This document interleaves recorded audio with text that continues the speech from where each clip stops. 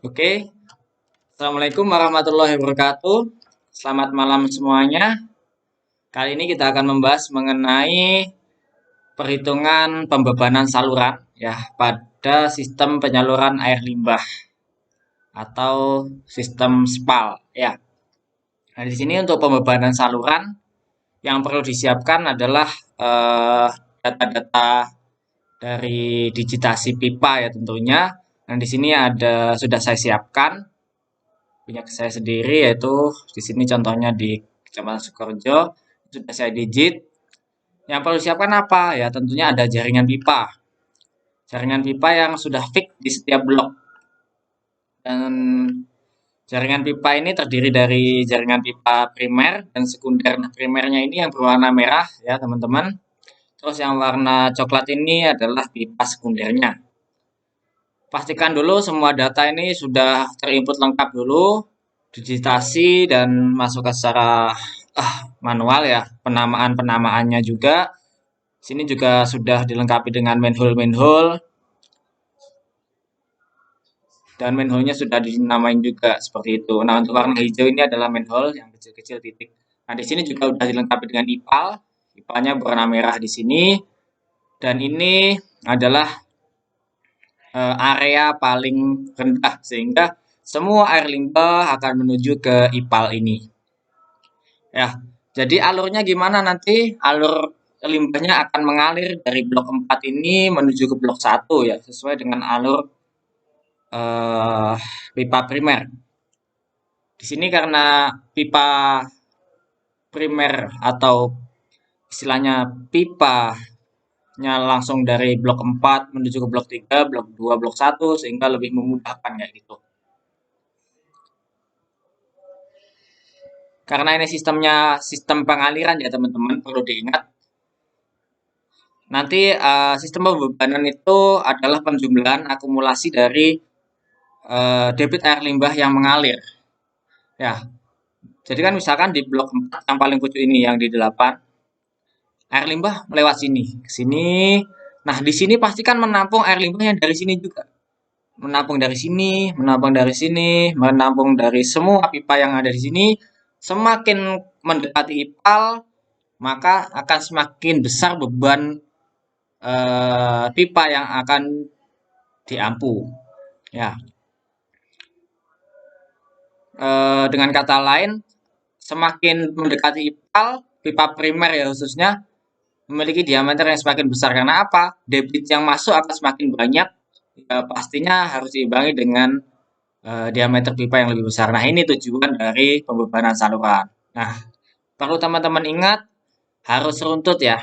Dari awal air mengalir, ya air limbah mengalir hingga menuju ipal, akumulasinya harus tepat. Tidak boleh meloncat-loncat ya. Misalkan dari sini udah diakumulasi, loncat ke sini, ke A, nggak bisa ya. Harus runtut dulu, baru kita bisa akumulasikan. Oke, selanjutnya yang perlu dilakukan adalah melengkapi data jarak ya atau panjang dari pipa. Di sini sudah saya siapkan, contohnya saya buka di SHP saya ini. Nah, ini untuk pipa sekunder sudah tertera semua jaraknya dan sudah sesuai dengan rentang pipa. Nah, rentang pipa ini dari apa yang ditentuin? Ya, rentang pipa ini dari ujung pipa hingga percabangan pertama. Ya, contohnya yang ini, D15 sampai D3.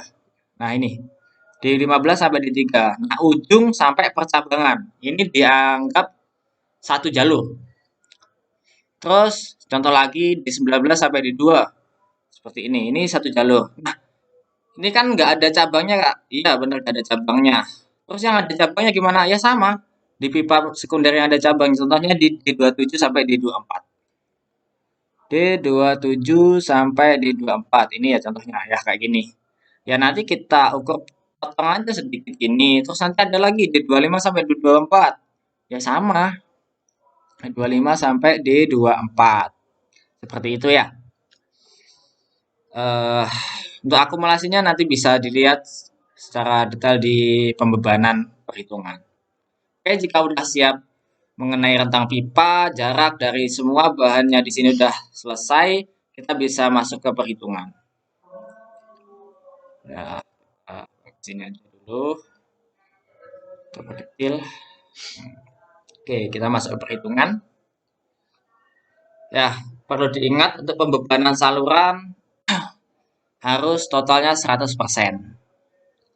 Oke.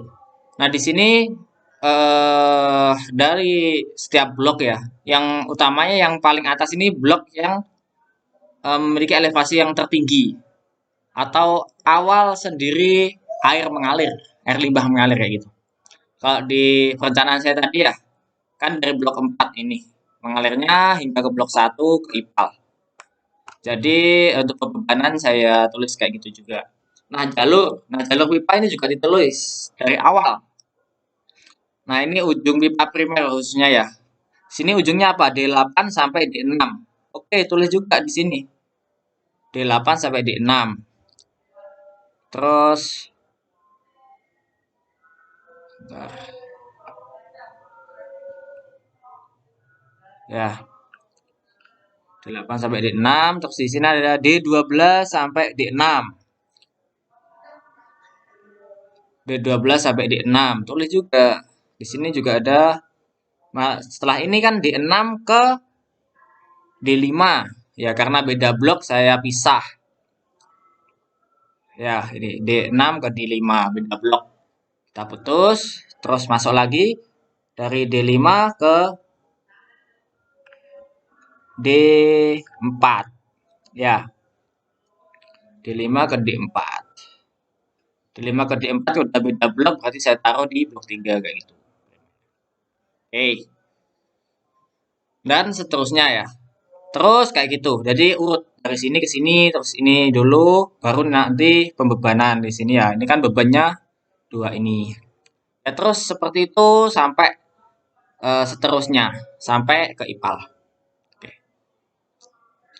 Setelah jalurnya di input, lalu masukkan panjang pipa. Panjang pipanya dari mana ya tadi? Dari atribut table yang udah diukur. Ya tadi misalkan D12 sampai D6. Cari D12 sampai D6 mana? Ini ya, D12 sampai D6. Oke, ini. Nah, panjangnya berapa? 2247 di saya. Inputkan di sini 2247. Nah, kategorinya apa? Di sini karena pipa sekunder, ya tulis S. Di sini singkatan S ini untuk sekunder, P untuk primer. Begitu pula selanjutnya. Nah, dari sini udah terinput semua. Terus beban saluran itu dengan cara persentase ya, teman-teman. Ya mungkin teman-teman yang udah dapat informasi ataupun tahu sebelumnya itu dengan mengira-ngira ya. Misalkan panjang segini saya kasih 3% atau kasih 5% gitu. Yang penting semuanya ini merata, kalau di total satu blok itu 100%. Ya, kan teman-teman pasti kesulitan sih. Gimana cara mengira-ngira kayak gini ya. Ini kan banyak pipa. Ini tak kasih, misalkan yang ini tak kasih berapa? Kasih 10, tapi ini kasih 8 atau kasih 9. Nah, kita kan masih bingung kayak gitu. Ini ada salah satu cara ya buat mempercepat perhitungan dan menurut saya ini lebih akurat. Itu dengan metode perbandingan dengan dikalikan 100 nanti. Seperti ini. Awal kita jumlahkan dulu panjang pipa satu blok. Perlu diingat satu blok ini yang ada di satu blok ini ya. Saya contohkan di blok 4. Oke, di sini ada yang agak berbeda, yaitu antara jalur D30 sampai D4 kan tadi satu jalur itu harus mulai dari ujung sampai percabangan. Nah, di sini kan ada yang beda blok. Ya, ini dipisahkan. Nah, ini terpisah dari D30 sampai B16. Nah, kayak gini. Tapi di pembebanan D30 sampai B4 ini saya campur, cuma di sini untuk panjangnya saya pisah. Nah, untuk panjang dari yang khusus untuk blok 4 yaitu cuma 1662,9. Oke. Berarti kan nanti ini dijumlahkan semua yang blok 4 ditambah dengan blok 4 yang berada gabung dengan jalur di blok lain. Oke, saya misalkan di sini ya total panjang per blok meter di bawahnya ya sama dengan kita bisa pakai rumus sum sih teman-teman. Ya, sum summary. Ya, ini. Oke. Oke, seperti ini. Oke, kita tambahkan dengan yang bawah ini ya. Lewat tadi. Kita coba bisa enggak langsung gini. Oke, ternyata udah bisa. Nah, biar formatnya lebih bagus, kita pakai format angka. Kayak gini. Nah, totalnya berapa? 16.446,14 meter untuk panjang pipa satu blok ini. Nah, caranya gimana? Kita pakai metode matematis ya, perhitungan matematis kayak gini. Jadi, kita bandingkan dari satu jalur dibanding dengan total jalur satu blok dikali dengan 100. Kenapa dikali 100? Karena satu blok totalnya harus 100%, kayak gitu. Contohnya gini. Jadi gini aja, klik yang ini panjang pipa per jalur dibagi dengan total panjang per blok dikali 100. Karena nanti biar kita bisa langsung menarik ke bawah, untuk ini ya bagian total panjang blok-blok kita beri dolar ya biar tidak berubah fungsinya. Oke, kita tinggal enter, ketemu 10. Ya ini udah saya bulatkan ya. Tadi sistemnya udah saya pembulatan 0, gak ada koma gak ada angka di belakang koma ya. Saya bulatkan biar lebih rapi aja dan lebih mudah untuk menghitungnya. Oke, kita drag sampai habisnya blok 4.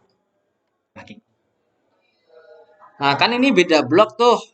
Ya, tadi yang primer di sini nggak tahu berapa persen. Kita lagi aja ambil di sini ya gitu. Terus ini tadi kan panjangnya ini dikali dibagi maksud saya dibagi dengan ini dikali 100. Ya, kita bulatkan aja. Ya, kenapa beda ya tadi? Karena beda jalur tapi memotong di blok lain gitu. Tapi kalau di total tetap harus di total semuanya yang ada di blok 4 ini harus 100 ya. Coba kita hitung manual aja ya. Karena ini kan sebenarnya kalau di Excel ada koma-komanya gitu. Nah, kalau koma-koma ya pasti ada 100 ya. Ini kan udah dibulatin. Coba kita hitung manual, bener nggak sih kalau dijumlahkan semua hasilnya 100? 10 ditambah 14 tambah 2 tambah 1 tambah 13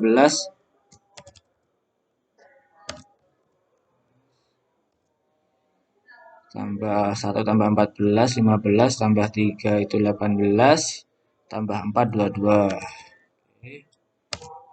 tambah 6 tambah 4 10 9 tambah 3 11 12 terus 6 tambah 10 16. Nah, 100. Berarti sudah benar ya teman-teman. Nah, dari sini kan udah mudah tuh. Udah ketemu semua, kalian tinggal ngimputin aja buka saluran ini. D8 ke D6. Di sini ketemu 10, tinggal 10%. 10%. Bloknya blok apa? Blok 4. Ya gini aja, tinggal langsung blok 4. Kita copy biar nggak kelamaan ya. Oke. Nah, sini apa? Nah, sini 14. Ya tinggal masukin aja. 14 blok 4. Sini 2. 2% blok 4. Seterusnya ya.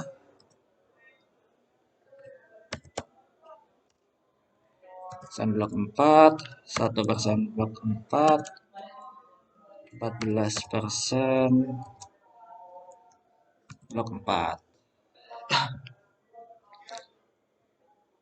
Oke, 3% blok 4. Oke, kita contohin segini saja ya, dan seterusnya kayak gitu. Nah, misalkan ini sudah penuh semua. Oh ya, saya penuhin aja dah, biar nggak bingung ya. Oke.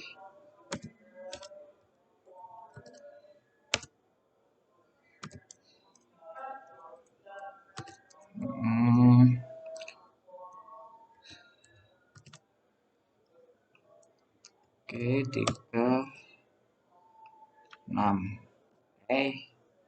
Ini ya, kayak gini. Oke, semua udah terinput. Udah terinput semua, baru kita melakukan sebuah penjumlahan pembebanan. Ini kan untuk beban setiap segmen, tapi belum dijumlahkan untuk beban yang ada sebelumnya.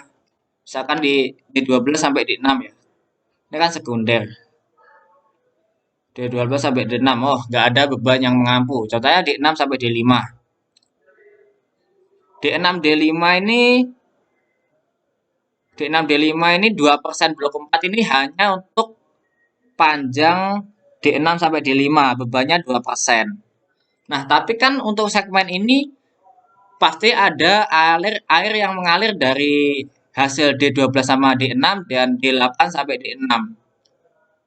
Nah, di sini juga diakumulasikan harusnya di D6 dan D5. Akhirnya tinggal menambahkan saja. Berarti kan D6 D5 akumulasi D8 D6 D12 D6. Kita jumlahkan. Jumlah dengan ini ya. Jumlah ini. Terus dijumlahkan lagi dengan D6. Ya gini ya. Nanti ketemu kayak gini. Pasti primer nanti akan panjang kayak gini ya. Nah, ini kan kita rincikan satu-satu ya. 10%, 14%. Loh Mas, nanti kalau yang paling bawah pastinya panjang banget. Iya, pasti panjang. Tapi boleh kok teman-teman menyingkatnya. Contoh, kan 2% blok 4 itu mengampu dari D8 hingga D6 dan D12 hingga D6. Nah, tinggal jumlahin aja. Ini 10 sama 14. Oke, kita jumlahkan aja. Misalkan jumlah menjadi 24. 24% blok 4. Nah, jadi cuma 2 gini aja. Lebih memudahkan teman-teman menghitungnya. Nah, kayak gini. Dan seterusnya kayak gitu. Nah, ini primer yang selanjutnya kan D4 sampai D3. D4 sampai D3 ini sampai ini. Nah, ini kan kepotong teman-teman. D5 sampai D4. Ya, ini dihitung dulu ya karena ini masuk blok 3. Caranya sama, teman-teman harus menghitung di blok 3 kayak gitu. Blok 3 ini. Jika blok 3 udah selesai, baru nanti kan ketemu berapa persen.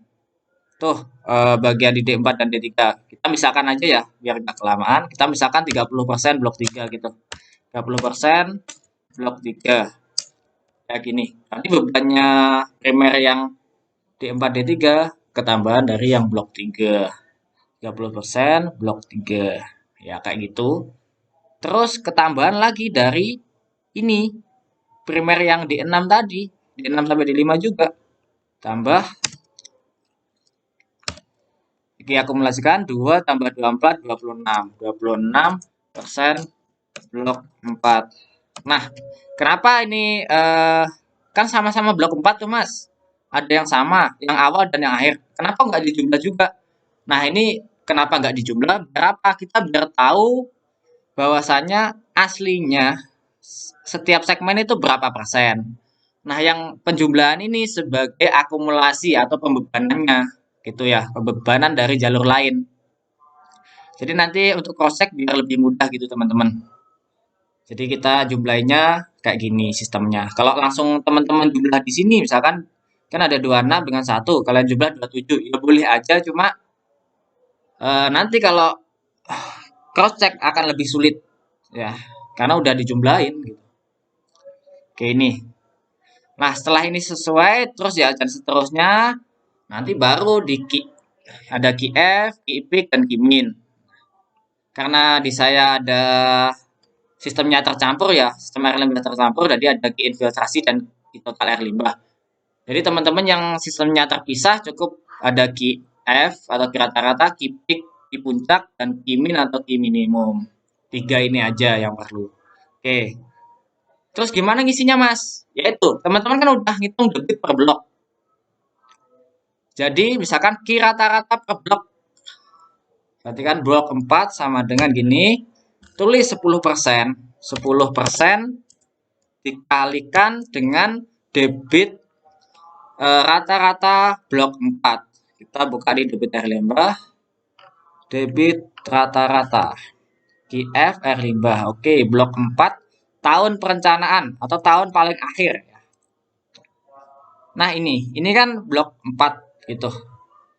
Oke, kita copy juga di sini biar nanti saat mengalihkan di bawahnya nggak usah ngeklik lagi. Ctrl C. Ya, ketemu langsung gini. Yang kedua gimana? Ya, sama. Tuh.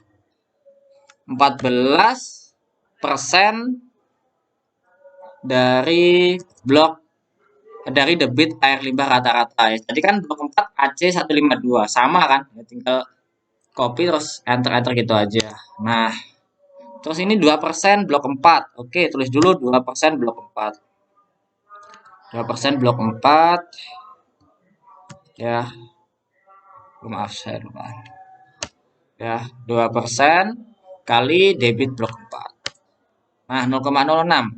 Tambahkan juga dengan ini 20% blok 4. Bisa teman-teman nulis gini, 20% blok 4 tulis lagi gini enter atau boleh ingat ya, ini kan 0,080 atau boleh dengan menjumlahkan dari yang udah dihitung sebelumnya. Kan 24% blok 4 ini didapat dari ini ya, ini dan ini kan. Nah, tinggal aja jumlahin ini ditambah ini enter. Nah, sama kan teman-teman? Begitu pula selanjutnya. Kipik juga gitu. Kipiknya kita tulis 10%. 10% dikali kipik blok 4. Kita dilihat di debit limbah yang kipik blok 4. Oke, saya lihat dulu punya saya hitungannya. Kipik blok 4. Oke, blok 1, blok 2, blok 3, blok 4. Nah, ini total blok 4. Oke. Ini ya. AC 248. Nah, ini saya copy di sini buat apa teman-teman? Ya kayak tadi. Ini salah satu cara saya untuk mempercepat biar nggak klik satu-satu gitu. Tinggal Ctrl V aja nanti. Atau paste-paste. Oke, ini ketemu ya. 10% tadi kan. Oke, yang ini 14%. Tinggal gini aja kan. Langsung gitu.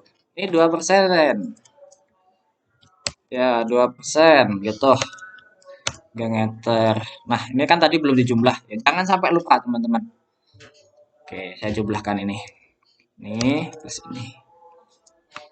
Nah, gitu. Dan juga seterusnya. Kimin juga gitu.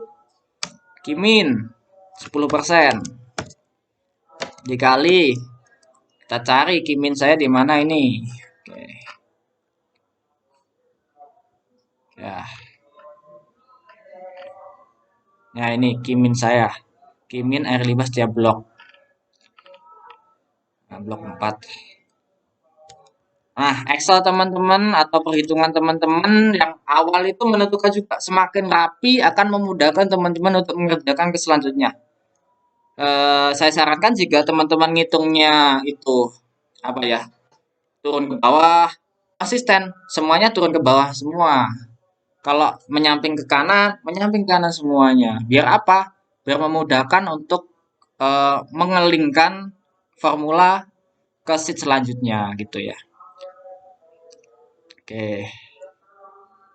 Udah ketemu, sama juga 14. Nah, gini. 2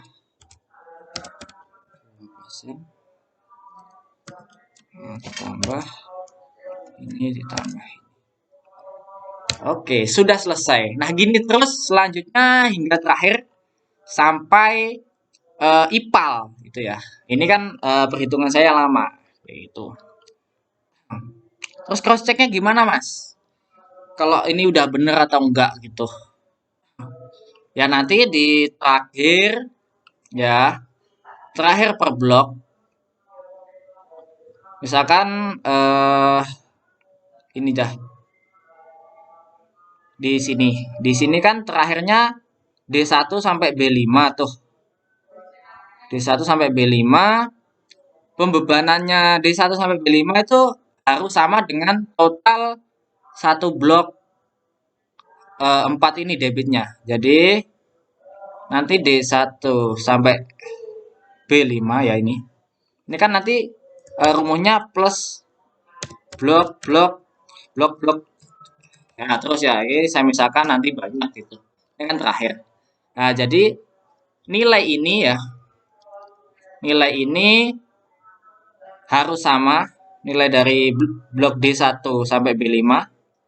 D1 sampai B5 ini harus sama dengan debit air limbah per bloknya. Misalkan blok 4 ini totalnya 0,009, ya di sini nanti harus 0,009. Kali hitungannya udah benar teman-teman. Ya kayak gitu ya. Ini sekilas untuk menghitung pembebanan saluran. Ya nanti lanjut ke setelah ada pembebanan saluran ini bisa maju ke dimensi pipa atau ngitung diameter pipa. Ya, kenapa kok teman-teman saya sarankan untuk memakai persentase ini agar lebih akurat? Karena teman-teman bakal lebih sulit ya memberikan persentase dari panjang pipa kalau hanya mengira-ngira. Misalkan 1600, ini tak kasih berapa ya? Tak kasih 9 lah. Kalau 2000 tak kasih berapa gitu. Kan teman-teman akan sulit dan ngira-ngira itu apa ya? Kurang valid gitu menurut saya. Karena kita apa ya? Mengasumsikan atau menganalisis dari persentase beban saluran itu dari panjangnya pipa. Kenapa kok panjangnya pipa? Karena bisa dimungkinkan semakin panjang pipa berarti semakin banyak penduduk yang terlayani di situ dan semakin banyak air limbah yang masuk ke situ. Makanya persentasenya itu semakin besar jika panjang pipanya semakin panjang. Ya, kayak gitu ya. Itu alasannya. Nah, teman-teman harus paham ini konsep. Jangan sampai salah paham mengenai konsep dasar ini. Penting air limbah ya. Konsep dasar air limbah itu mengalirkan ya, mengalirkan air limbah dari banyak tempat atau dari setiap rumah yang terlayani menuju ke satu tempat yaitu IPAL. Ya, sehingga kan namanya mengalirkan dan ini airnya air limbah harus segera mungkin airnya itu mengalir ke IPAL. Nggak boleh sampai istilahnya muter-muter gitu airnya. Ya, misalkan ini ada garis lagi ke sini ya, di 12 ke 8 ini kan nanti air limbahnya bakal muter. Nah, dari D8 muter-muter ya terus. Nah, itu tidak disarankan untuk air limbah ya, karena kita mengalirkan. Beda lagi kalau air minum. Air minum itu kan pipanya mengalirkan dari satu tempat ke semua tempat atau daerah yang dilayani. Nah, misalkan air itu kan harus mengalir terus kalau air minum ya. Dan ini bedanya juga air minum bertekanan. Sehingga kalau misalkan air minum itu nggak gabung ya jalurnya, misalkan istilahnya nggak ngelup, akan lebih sulit gitu. Atau apa ya? Bukan lebih sulit sih. Lebih tepatnya air jika tidak dipakai di sini, misalkan jalur ini ya, pemakaiannya sedikit. Jalur ini pemakaiannya besar. Ya karena ini nggak ngelup, berarti kan air ini nggak bisa ngalir ke sini gitu. Nah jika di loop, kalau sini nggak dipakai, airnya bisa mengalir ke sini, bisa mengalir ke semua tempat. Jadi disarankan untuk air minum itu bisa mungkin ngelup kayak gitu. Kalau air limbah tidak. Nah, loop itu kan pasti bertekanan. Selama nyambung pasti air itu akan muter terus. karena sistemnya adalah distribusi. Berarti yang butuh akan teraliri. Nah, kalau air limbah kan enggak. Mereka membuang. Berarti nggak boleh muter-muter kayak gitu. Ya, itu sih konsep dasarnya ya dari perbedaan sistem penyaluran air limbah dan sistem penyediaan air minum. Sepal dan spam itu bedanya kayak gitu secara dasar, secara umum. Nah, mungkin itu teman-teman yang perlu diperhatikan. Mungkin itu sedikit informasi dari saya. Kita sharing-sharing bersama. Misalkan ada kesalahan kata ataupun eh, perhitungan dan sebagainya, bisa langsung komen di bawah di kolom komentar atau berikan saran, masukan, kritik ya, agar kita bisa melakukan perhitungan dan pengerjaan lebih baik lagi kayak gitu. Oke, mungkin itu saja. Kurang lebihnya mohon maaf. Assalamualaikum warahmatullahi wabarakatuh. See you next pembelajaran ya. Nanti untuk masalah digitasi dan sebagainya bisa lihat di video lainnya.